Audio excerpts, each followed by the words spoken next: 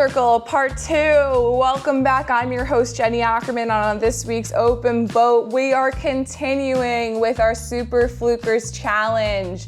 I got my laptop and we're ready to roll through Part 2. Now, if you remember for Super Flukers Challenge Part 2, I asked you guys to submit pictures of fluke that you caught on a teaser. And I went into just a basic bucktail teaser rig. Keep in mind, you can use that rig during the fall run striper season. If you recall, it was just simply a barrel swivel at the top, tied on with a uni knot. A little ways down, you have your dropper loop to pop your teaser on. And a lot of you guys were using either like Nantucket Candies or just a sand eel teaser. You can use that same sand eel teaser rig for the fall run if and when we have sand eels that stripers are feeding on. And then of course at the bottom, instead of a bucktail, which you still can do in a sand eel color, you can do an SP minnow. You can do, a ton of different things, but that's basically, you can take the bucktail teaser rig and move on with it into the fall run and use it for striped bass. But let's get into some teaser caught fluke for the Super Flukers Challenge.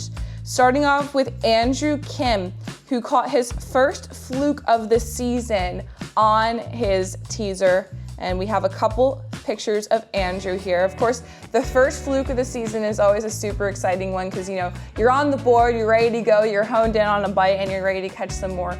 So congratulations, Andrew. Hopefully you caught a ton of more fluke after your first one.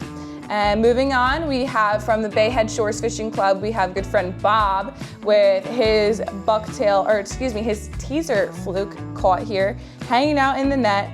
That's a nice fish too. You can see its belly section's chunky, so I know where he caught this fish, so I know what they were feeding on, so good job, Bob. And then we have Buds and Bass with their fluke caught on a teaser, and this is a nice sand eel teaser. They even paired up a little grub on the teaser too. So that's a really nice presentation that a big fluke would 100% smack down on, and the proof is in the pudding here with the picture. We have Carl Ward again. He's gonna be a familiar name in almost all of the Super Fluker Challenge entries. So thank you, Carl, for being in the loop with submitting all of your pictures. We have Carl Ward with a nice fluke on. I believe he made this teaser also. It's a very colorful, nice looking teaser. I like the blue sparkly head because blue and glitter. I live for that stuff. And then we have another familiar face. We have Dennis with a couple hollow teaser flukes. We got 1, we got 2, and we got 3, 4 submissions from Dennis with his hollow teaser caught fluke.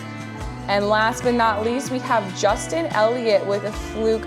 And this is just a simple naked teaser rig that he caught on a Q8 super bait. So a fluke with a Q8 naked teaser rig. It still counts just because it doesn't have the glitz and glamour of the sparkly shine of like a teaser. It still counts because it's on that teaser rig. So that wraps up the teaser submission. And remember what I said, keep in mind that you can use this during the fall run. Obviously, you're not gonna use this rig, if you're using like a pencil popper, because just for me personally, that just gets in the way.